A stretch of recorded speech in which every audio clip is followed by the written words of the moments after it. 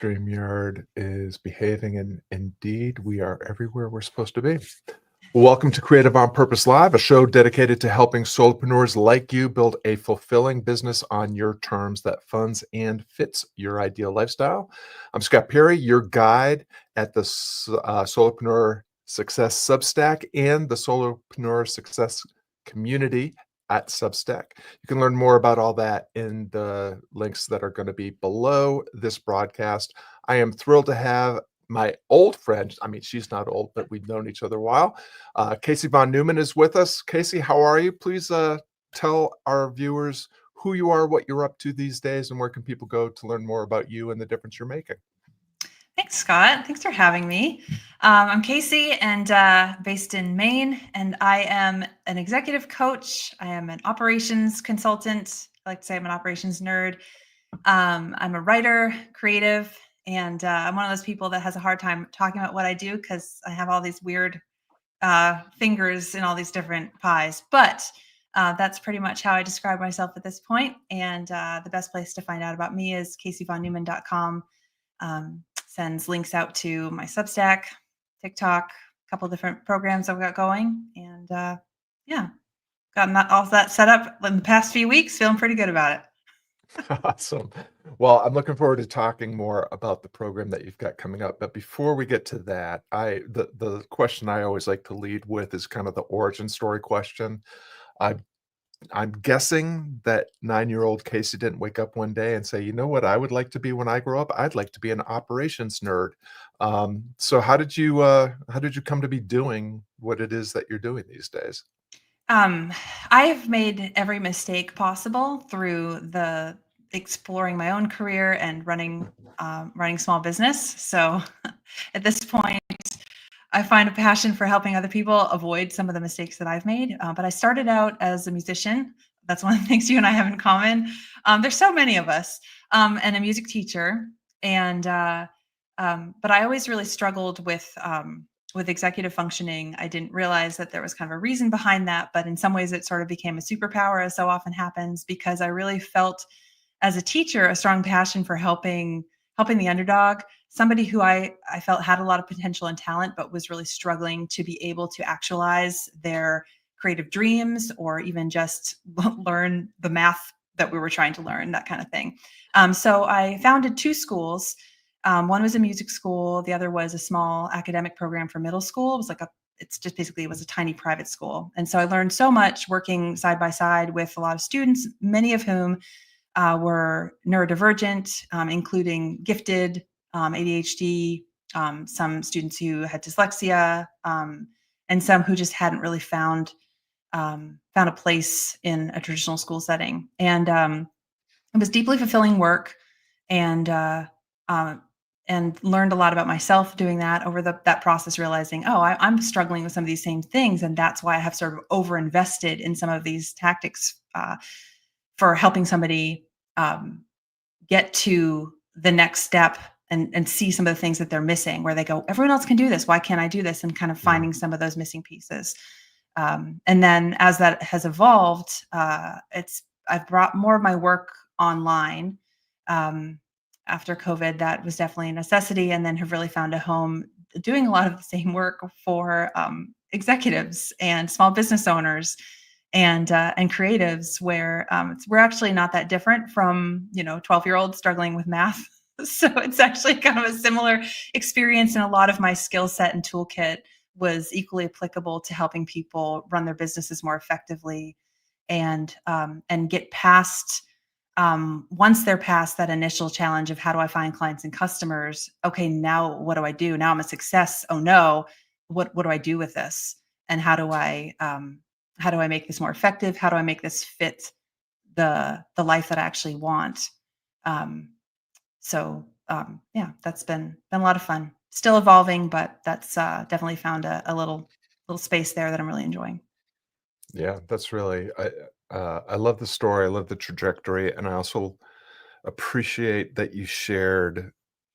I think you and I serve a similar audience in that, um, we're best equipped to help people that have already got some traction or have got something started that is succeeding at some level, but could definitely be optimized. I think most creative types and most people that are drawn to leadership and that sort of thing, they have plenty of skills and talents when it comes to getting something up and off the ground, and maybe less skills and talents when it comes to making all the systems that got them where they are start to operate more efficiently and effectively so that they can stop grinding their way to greater success and maybe find a little bit more fulfillment and joy in creating more ease and velocity in terms of time to target. So I do know that you have a program that is enrolling right now that's starting really soon. I'd love to, and I know it has a lot to do with the work that you do based on your origin story. So tell us a little bit about what's coming up. Thank you.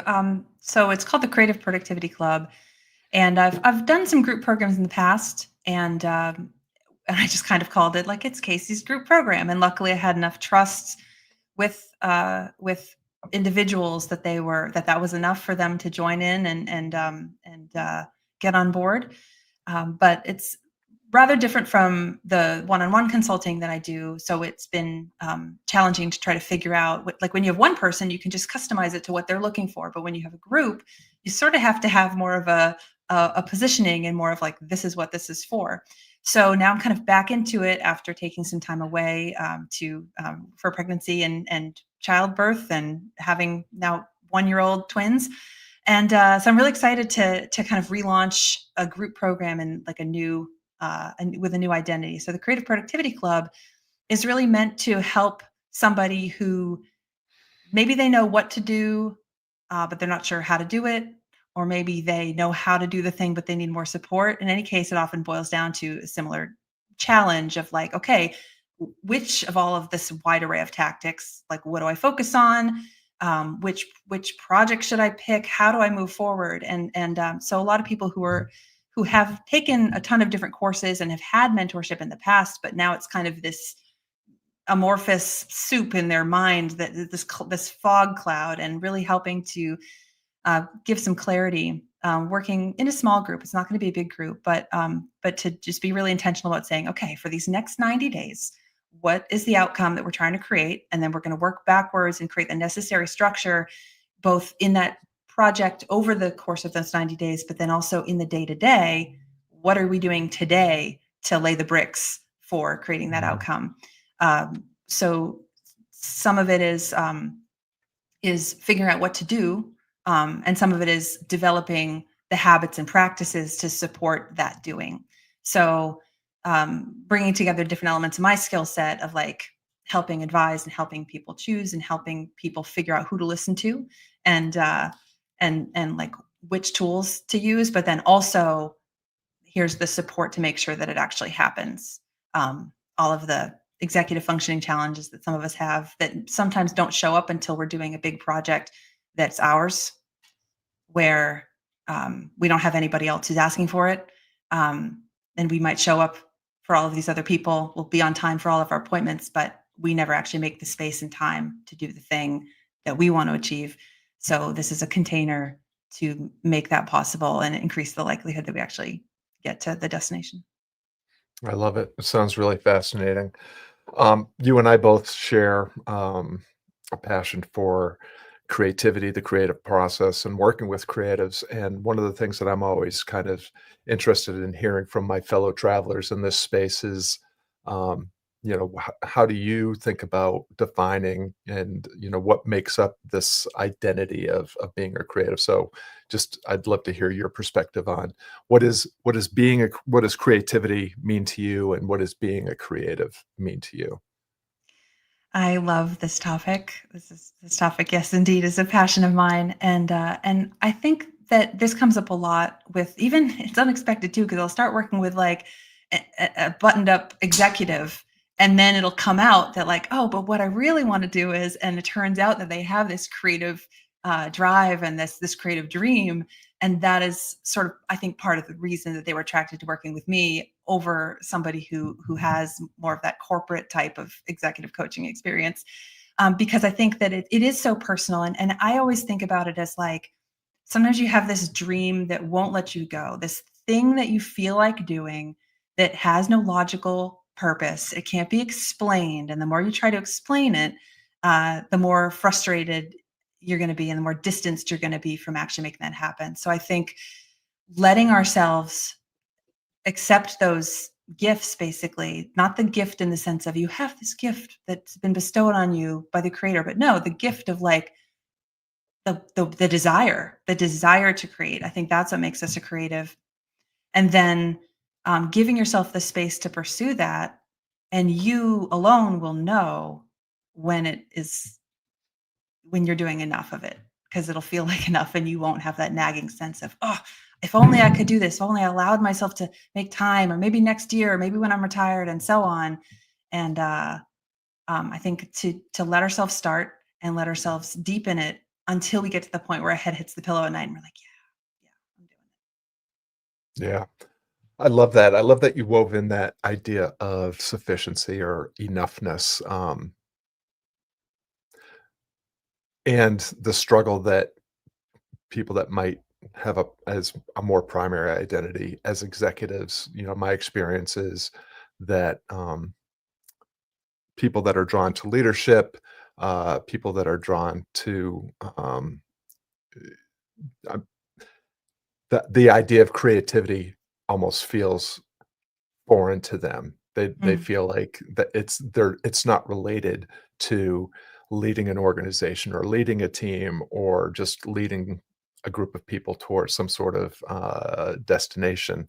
And it's really interesting that, for me, creativity is just a fundamental human impulse. We're all born with a creative capacity and a need to create, but we get, and maybe it gets conditioned out of us by institutionalized schooling or occupation or what have you. But sometimes the first step is just reminding people that actually we're just helping you reconnect with something that you've always been, Mhm. as opposed to like you have to learn this brand new set of skills or um, uh, concepts, and just in order to get started. So Mhm. um, that idea that you're already enough as you are, you have plenty to get started. And what else I was hearing and what you were saying is like, all we have to really do is simply begin. Am I hearing all that correctly? Oh, yeah, and I would say also give ourselves permission, allow ourselves, because sometimes that search for like, "Okay, but why? Why do I wanna do this? This doesn't fit with these other things," and I think that that's just not a rabbit hole worth going down. So, yeah, the just start and then, "Okay, but how do I start? How do I start?" It's like, yeah, with whatever you feel like it, whatever little corner you can grab a hold of, and you don't have to think about it ahead of time and have a grand plan. It can be messy, and then that will lead you somewhere. And Mhm. there may be twists and turns, but that's part of the fun of it. That's one of the things I've really enjoyed about watching your career, Scott, over the past 7, 8 years that we've known each other. Watching the twists and turns and the evolution, but it's circling around a center point that you are making. As it gets more clear to you, it gets more clear to the rest of us too, and that's really fun to watch. And it's a great thing to emulate. Oh, well, I appreciate that reflection, and I think you're spot on. The journey always makes more sense when we look in the rearview mirror at what's happened, and we can see the theme or the through lines in retrospect much more clearly than we ever see the destination ahead as having some sort of thematic or through line. So Yeah. the the other thing that you just wove in that I just want to highlight is something I've been thinking about very recently, is this whole idea of allowing.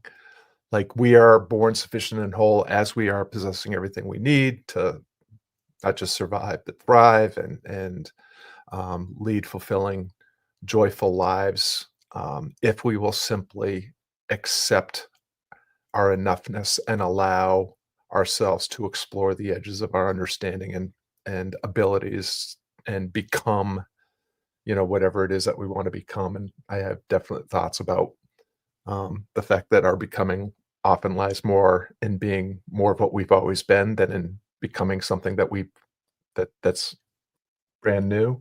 Mhm. Um, but before we go down that rabbit hole, the other half of your equation is productivity, and that's also a subject that I think a lot about, and I'd love to have your hear your reflections and thoughts on what does productivity mean? How do you define that, and how can creatives and people that aspire to be more creative have a healthier, happier relationship with productivity?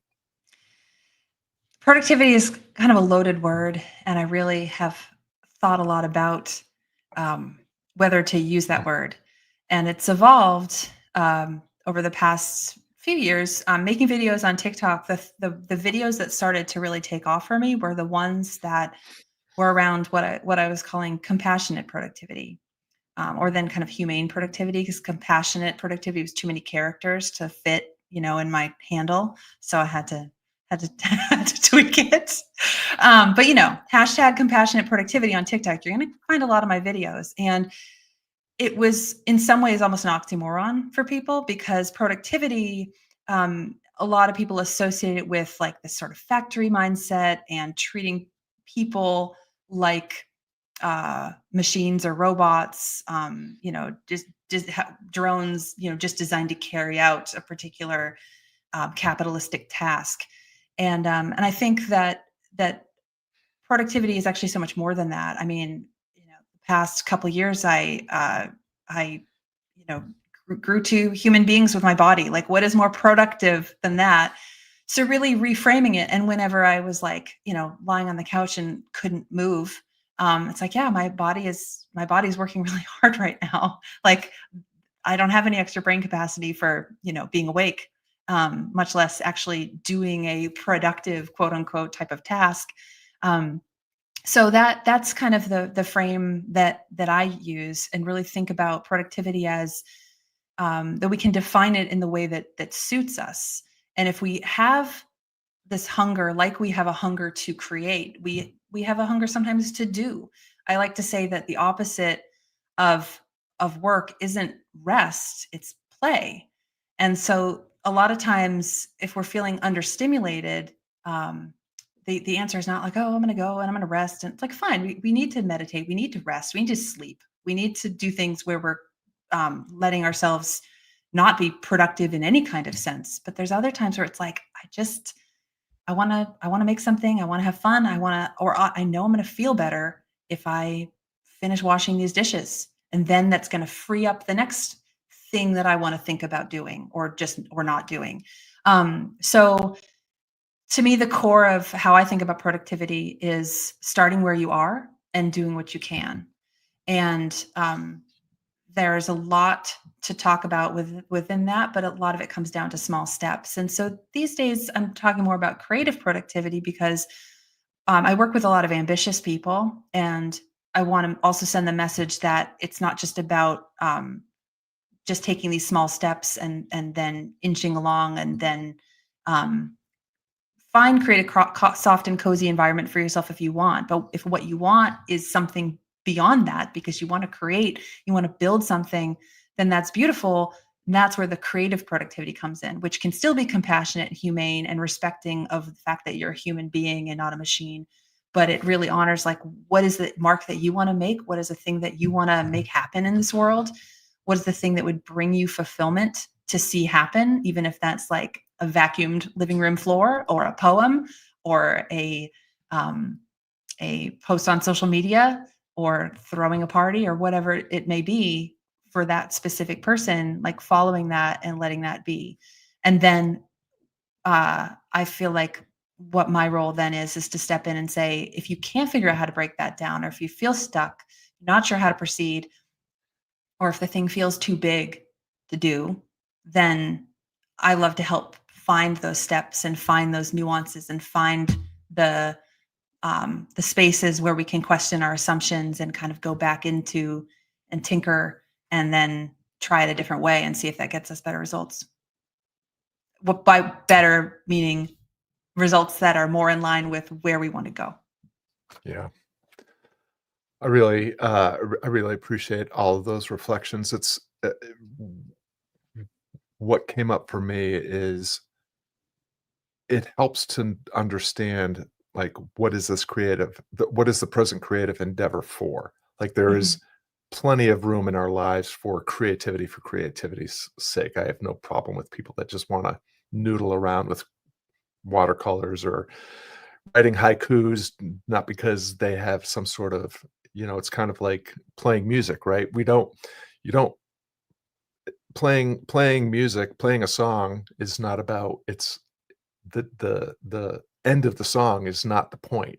The point is the playing of the song and the delivery, right? The journey.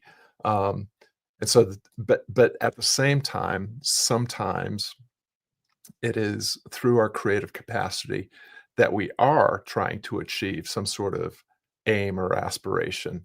In which case, what I'm hearing and what you say, and I want you to correct me if I'm misinterpreting, but it helps to think about what are the right things to do? When is the right time to do them? What is the right sequence to, like, there is an element um, that I find with especially people that identify as creatives. They just want to keep doing more things because it feels productive, but it Mm. doesn't help them actually make meaningful progress toward the goal of earning, a livable wage or just getting some sort of remuneration, the desired remuneration for their efforts. So more productivity doesn't necessarily always help. Sometimes it's about uh, defining, and experimenting to iterate and improve. Like, what's the system that I'm developing, the productivity system that employs my creative capacity, but actually helps me get closer to the things that I do want. So that was kind of a rambling noodle. So maybe you can help me make sense of what I just said. Oh, I think it makes perfect sense to me. I think that we definitely have to end up subtracting. That's probably the where I have to begin with a lot of people that, like, okay, you want to create this thing and you're demoralized because you've been wanting to do it for 10 years and it hasn't happened. I can tell you why it hasn't happened. You haven't been willing to give up anything else so you can make space for this. You have to Mm. create that container and begin with the end in mind and think, what is the end result you're looking for? And that's going to help you figure out which are the things that need to be there.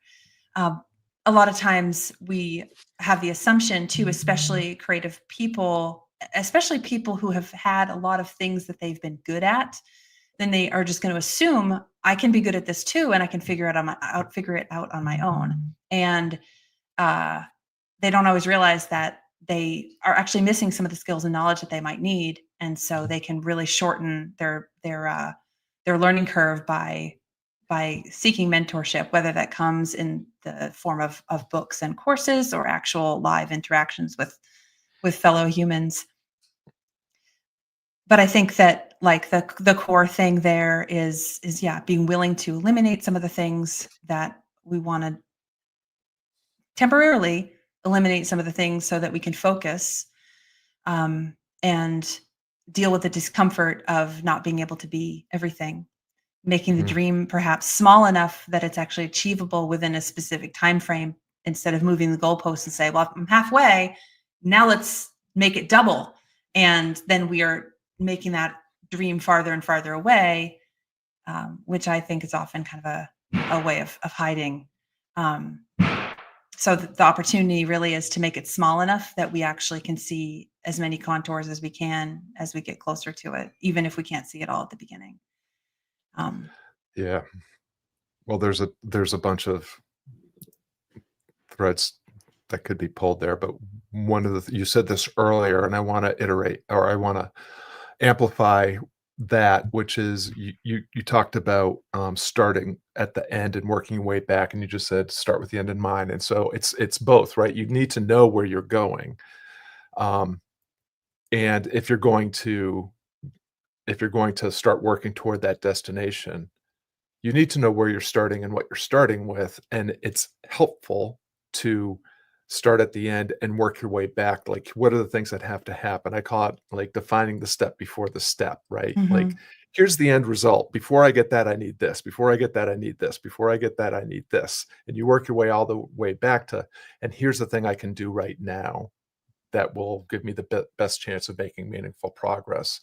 And so, um, that and the other thing that you mentioned, which has been very much on my mind, is we just wrapped up a workshop on Saturday. We're gearing up a cohort of the Close the Gap program to reach a 90-day objective, which means they have to undergo the Scott scrutiny of their current strategy, which is very crufty and bloated, and it's got way too many they're doing way too much, most of it unnecessary, and way too many things, most of them unnecessary. So the first thing is always, let's audit all the things that you're already doing, and, it has yet to happen that we can eliminate 70 or 80% of what you're already doing with no discernible impact on the results you're getting, which means we just recapture time, attention, money, energy that can all be reinvested in the 2 or 3 things that actually do need to be improved to help you get closer to what you are. And so you kind of really touched um, on both of those things. So I'd love to hear any follow-up on that. Then I wanna make sure that people know exactly how to get in touch with you, to learn more about this program. Yeah, I think that you're highlighting a bit of a paradox that's built into this type of work, which is that you kind of don't necessarily know where you're going when you take the first step, because as we talked about, it evolves, and as you take this next step, then oh well, now I have a refined sense of where I'm going and what I want to do, and who I want to become, and that it keeps changing. And then we're also saying, okay, but start with the end in mind. And I think that both of those things can coexist. It just has to be like we have to. It comes back to something I think you were talking about in a recent essay on Substack, of like just the acceptance of the level of uncertainty that we that we have to engage with in order to start, and that part of what we're doing is removing certain aspects of the uncertainty. We're also adding more questions as we go, and just making peace with that fact that, like, yeah, I have this destination in mind, and as I get closer to it, then that might like, oh, I want to move to this country. Well, actually, I want to move to this city in this country. Oh, actually, I want to move to this neighborhood. Oh, I want to move to that house. So as we get more information, then we can refine that. So I think that that's kind of how I would harmonize those two pieces. But because people say, okay, yeah, just start. It's like, okay, but what with how with and I think that that's what we both do, is help people figure that out. Um, and the fundamental aspect of doing that figuring out is uh is it is can be kind of messy, but then there's those moments of clarity that spark through, and that's what we take and run with. Yeah, absolutely. I love that you framed it as a paradox because that's spot on. It's like you have to know where you're going, and you have to reserve the right to change your mind about where you're going and how you're getting there when you are confronted with new information, whether that's an opportunity that you couldn't have seen or an obstacle that you couldn't have seen when you began. But what you are what you are pointing to is that the the iterations and improvements in our destination and path come from actually stepping into the possibility that we can get there. And not only will it become more clear, but you start to earn the confidence that you can get there. I mean, at a certain point, what I find, and I'd love to hear your reflections on this, is, yeah, we're going to start with the destination in mind. We're going to reverse engineer the steps that we are asserting are necessary. And then we're going to get started, and we reserve the right to change our mind and iterate and improve the destination and path as we go, knowing that we can figure it out as we go, which solves the problem of starting and initiates the process of clarification. And I think what I often see happen is people are so afraid that they don't have everything clearly enough defined that they just don't start. And so they decide to start watching some YouTube videos or take another course or read another book or listen to some online guru or digital marketer with some sort of sexy, shiny new way of getting results. And that just gets people further away. Um, so yeah, reflect on that, and then let's make sure that everybody knows how to get in touch with you.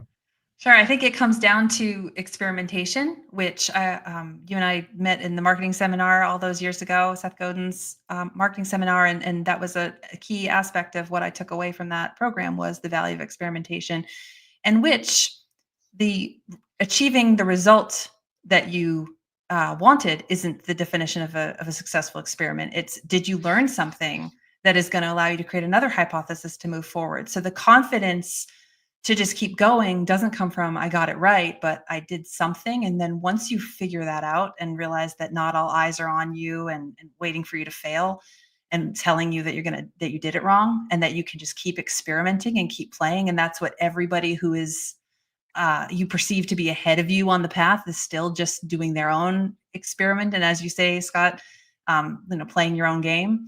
Mhm. Then that can release us from this fear of that we're going to start the wrong way, and it allows us to start messy and include other people in the process and get feedback from them and allow them to be part of our fun by being part of something that's new and the beginning of our journey. I found a lot of value in that and helping people with that. Yeah, well, you mentioned play earlier, and yes, I think it's supposed to be fun. It's called the game of life. It's not called the grind of life. It's called the game of life, and games are more fun when you play them. And the object of the game is ultimately to stay in the game, which you can only do by following your advice of taking small steps, micro steps into possibility, and creating these small experiments that allow you to try things and iterate and improve your processes and your path without blowing yourself up or burning yourself out, which is so often what we see with especially creative people. But anybody that has any ambition in their life is prone to keep adding things to their to-do list and keep finding new things to add to their system, which only it impedes their ability to get closer to what they really want. So for everyone tuning in, and whether it's here live or in the replay, if they want to learn more about your program, it's called the Creative Productivity Club. Mhm. And where can they find out more information and get in touch with you to learn more about that? Sure, they can actually go to creativeproductivity.club. They can also, if they want to learn more about me first, they can go to caseyvonneumann.com, and then there'll be a link to the Creative Productivity Club from there as well. Awesome. Casey also has a fabulous LinkedIn profile, one of the only ones that I actually follow. So you can find her there. She's also got a fantastic Substack called Rulerless, and we'll make sure that we have links to the productivityclub.com in the comments. Casey, before I let you go, we always just kind of end with one one final takeaway or piece of advice or quote or tool or exercise. The people that tune into this broadcast are people like you and I that are purpose driven solopreneurs, creatives, freelancers, what have you, that are on a journey to make a better living while they continue to make a bigger difference. And if there was just one final tip, quote, or exercise for those folks, that something that they could maybe act upon right after this, right after listening to this, what would you encourage people to do? Okay, real quick, the movie Coming to America. Um, so Eddie Murphy has that he's playing this Jewish guy who comes into the barbershop and he tells this joke. Waiter, taste the soup.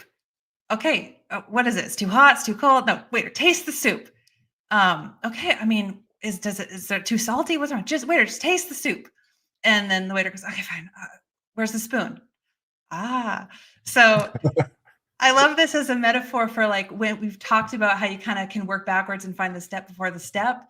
You can think like, okay, so that's the thing I need to do. Great. And then you realize where the missing spoon is. And then it can lead to some, some sort of yak shaving where you're like having to do 10 things before you get to the thing, but that's a lot of times part of it. But that can sometimes help us isolate the thing that's missing that we have to resolve. And especially if it's a practical action, like, oh, yeah, of course, if I want to taste the soup, I need a spoon to be able to do that. And we've tricked ourselves into finding the problem. I love it. I love that story. I had forgotten that. I'm gonna have to rewatch Coming to America. We should have the YouTube link in the notes. There you go. There you go. Well, we want to thank everyone for tuning in. Casey and I really appreciate the gift of your time and attention, and that you spent some of that with us here today. If you're ready to take a bolder step into possibility with your solopreneur enterprise, I encourage you to get in touch with Casey about her new program. You can also always visit the Solopreneur Success Stack on Substack. That's my publication. If you're watching on YouTube or Facebook or LinkedIn, please, if you have a comment or a question, just drop them in the comments. And if you're listening to this as a podcast, please make sure that you rate and review so that more people like you can collide with this content and benefit from it. It's always a great privilege and pleasure to spend time with you, Casey. Really appreciate the time that you took to spend with us. I wish you all the greatest success with your program. And for those of you that are regular viewers of the show, please go ahead and share this with a friend that might benefit from colliding with this content. And we'll look forward to seeing everyone next time. Thank you.